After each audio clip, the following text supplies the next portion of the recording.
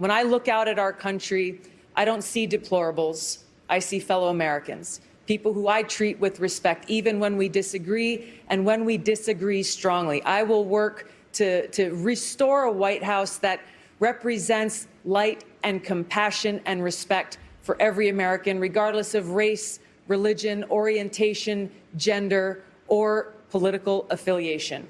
Let's deal with the situation where we are, where this president and his chicken hawk cabinet have led us to the brink of war with Iran. I served in the war in Iraq at the height of the war in 2005, a war that took over 4,000 of my brothers and sisters in uniforms' lives. The American people need to understand that this war with Iran would be far more devastating, far more costly than anything that we ever saw in Iraq. It would take many more lives. It would exacerbate the refugee crisis. And it wouldn't be just contained within Iran. This would turn into a regional war. This is why it's so important that every one of us, every single American, stand up and say, no war with Iran. We need to get back into the Iran nuclear agreement, and we need to negotiate how we can improve it. Serving for over 16 years in the Army National Guard, deploying twice to the Middle East, being able to serve in different capacities, joint training exercises, training the Kuwait National Guard. I understand the importance of our national security. I am prepared to do this job, to fulfill this responsibility as Commander-in-Chief on day one. I'd like to ask our other candidates this question. I'd like to start with Senator Warren. What her experience and background is. I'm sorry, thank you. We're going to take another break now. The CNN New York Times debate live from Otterbein University here in Ohio. We'll be back in just a few.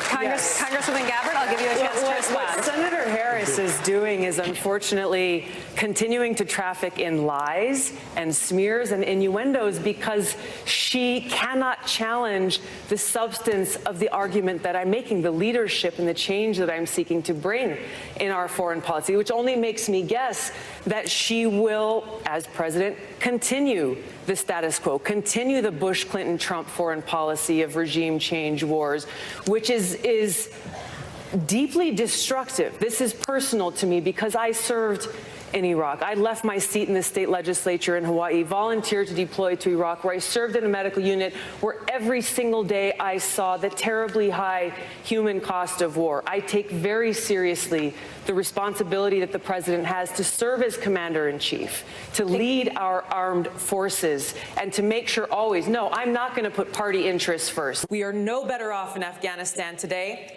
than we were when this war began.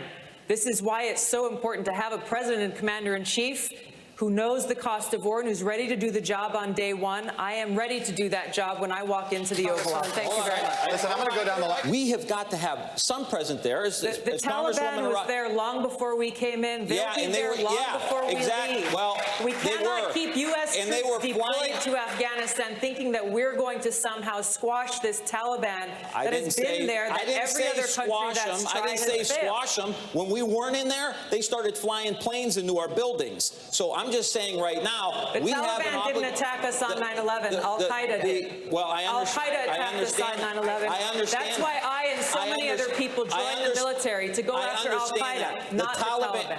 New York Times and CNN have also smeared veterans like myself for calling for an end to this regime change war. Just 2 days ago, the New York Times put out an article saying that I'm a Russian asset and an Assad apologist and all these different smears. This morning, a CNN commentator said on national television that I'm an asset of Russia. Completely despicable. No. But your point about judgment is absolutely correct.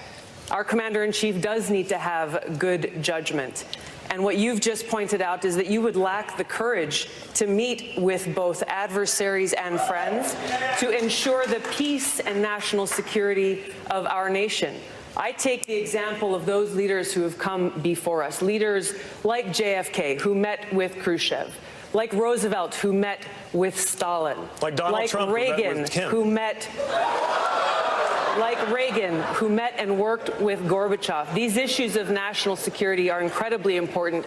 I will meet with and do what is necessary to make sure that no more of our brothers and sisters in uniform are needlessly sent into harm's way fighting regime change wars that undermine our national security. I'll bring real leadership and experience to the White House. I've got to respond. I want to bring in Congresswoman Gabbard. Congresswoman Gabbard, you took issue with Senator Harris confronting Vice President Biden at the last debate. You called it a, quote, false accusation that Joe Biden is a racist. What's your response? I want to bring the conversation back to the broken criminal justice system that is disproportionately negatively impacting black and brown people all across this country today.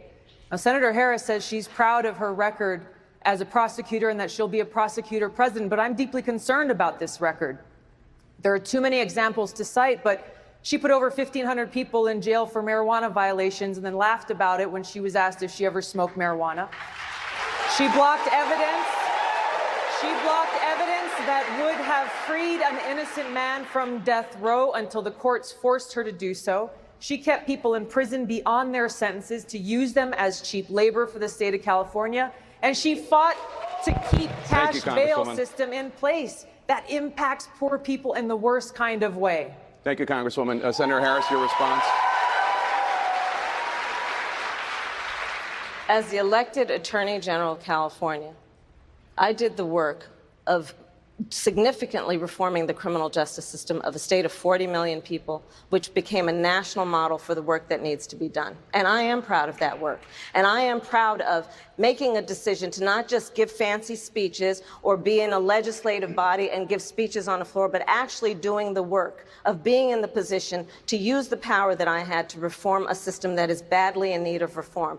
That is why we created initiatives that were about reentering former offenders and getting them counseling. It is why, and because I know that criminal justice system is so broken, that I am an advocate for what we need to do to not only decriminalize, but legalize marijuana in the United States. I want to bring Congresswoman Gabbard back in. Your response, The bottom line is, Senator Harris, when you are in a position to make a difference and an impact in these people's lives, you did not. And worse yet, in the case of those who were on death row, innocent people, you actually blocked evidence from being revealed that would have freed them until you were forced to do so. There is no excuse for that.